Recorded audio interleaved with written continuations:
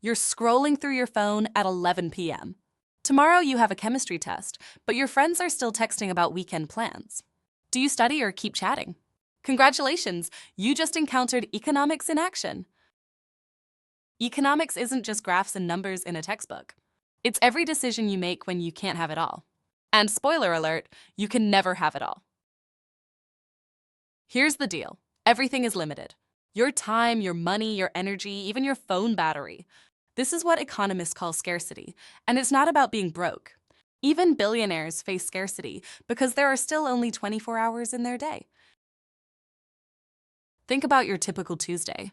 You've got 7 hours of school, hopefully 8 hours of sleep, which leaves 9 hours for everything else. Homework, work, friends, Netflix, TikTok, eating, and maybe pretending to clean your room.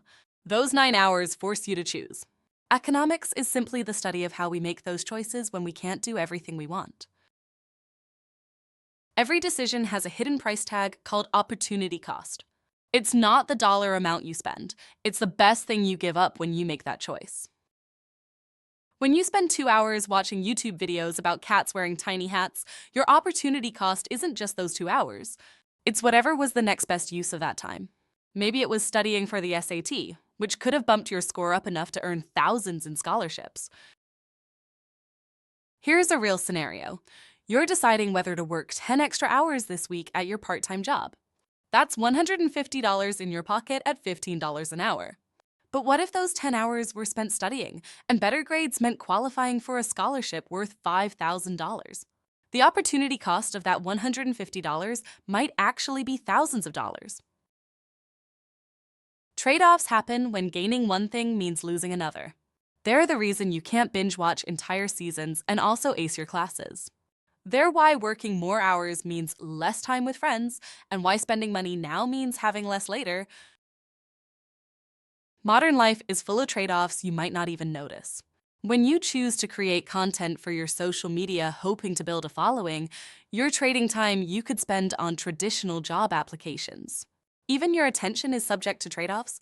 Instagram, TikTok, and Snapchat are literally competing for your most valuable resource, your time and attention. Economics operates on two levels. Microeconomics focuses on individual choices like yours. When you comparison shop between Spotify and Apple Music, you're thinking microeconomically. Macroeconomics looks at the bigger picture, entire countries and global markets. But here's the thing, both levels affect your daily life. Your generation faces unique economic challenges. Housing costs are higher than they've ever been. Student debt has reached record levels. Artificial intelligence is changing job markets.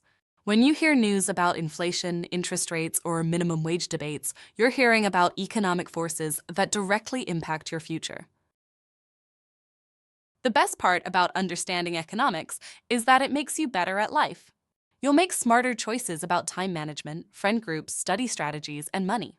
Most importantly, you'll realize that every choice shapes your future. The trade-offs you make today create tomorrow's opportunities.